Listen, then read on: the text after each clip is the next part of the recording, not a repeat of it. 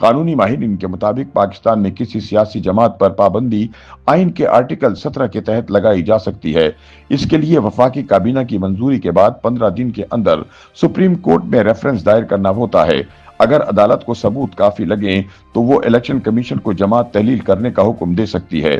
اس کے علاوہ انسداد دہشت گردی ایکٹ 1997 کے تحت شدت پسندی میں ملوث افراد کو 4 شیڈول میں شامل کیا جا سکتا ہے، جو ان کی نقل و حرکت اور سرگرمیوں کو محدود کرتا ہے۔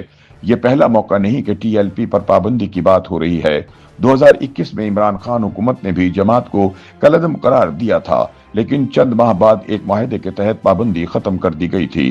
ماضی میں کمیونسٹ پارٹی، جماعت اسلامی، عوامی لیگ، نیشنل عوامی پارٹی اور جسکم جیسی جماعتوں پر بھی پابندیاں لگی، مگر اکثر یہ پابندیاں عدالتوں یا سیاسی معاہدوں کے ذریعے ختم ہو گئیں۔ خاص طور پر جماعت اسلامی پر 1964 میں ایوب خان کے دور میں ریاست مخالف سرگرمیوں اور غیر ملکی فنڈنگ کے الزام میں پابندی لگی، لیکن سپریم کورٹ نے یہ پابندی ختم کر دی تھی۔ سیاسی تجزیہ کار مظہر عباس کے مطابق پاکستان میں ماضی میں انتہا پسند جماعتوں پر پابندیاں عائد کرنے سے شدت پسندی کم نہیں ہوئی بلکہ مزید بڑھی ہے۔ ان کا کہنا ہے کہ دہشت گردی کے خلاف بنائے گئے قوانین اکثر سیاسی مقاصد کے لیے استعمال ہوئے اور اصل مسائل پر کبھی سنجیدگی سے غور نہیں کیا گیا۔ ان کے مطابق تنظیمیں راتوں رات بنائی جاتی ہیں اور جب ان کا مقصد پورا ہو جاتا ہے تو انہیں ختم کرنے کی کوشش کی جاتی ہے۔ ٹی ایل پی کو بھی بعض تجزیہ کار اسٹیبلشمنٹ کا پریشر گروپ قرار دیتے ہیں، جو مخصوص سیاسی جماعتوں پر دباؤ ڈالنے کے لیے استعمال ہوتا رہا ہے۔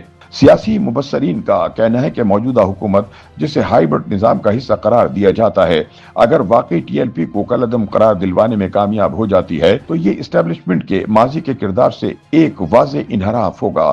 یہ سوال بھی اہم ہے کہ کیا یہ پابندی صرف وقتی رد عمل ہے یا شدت پسندی کے خلاف کوئی سنجیدہ پالیسی تبدیلی۔ تحریک لبیک پر پابندی کا فیصلہ صرف قانونی نہیں بلکہ سیاسی، نظریاتی اور ادارہ جاتی سطح پر بھی ایک اہم موڑ ہو سکتا ہے۔ اگر سپریم کورٹ پابندی کی توثیق کرتی ہے تو یہ اسٹیبلشمنٹ کے ماضی کے کردار پر بھی سوال اٹھا سکتا ہے اور شدت پسندی کے خلاف ریاستی پالیسی میں تبدیلی کا اشارہ ہو سکتا ہے۔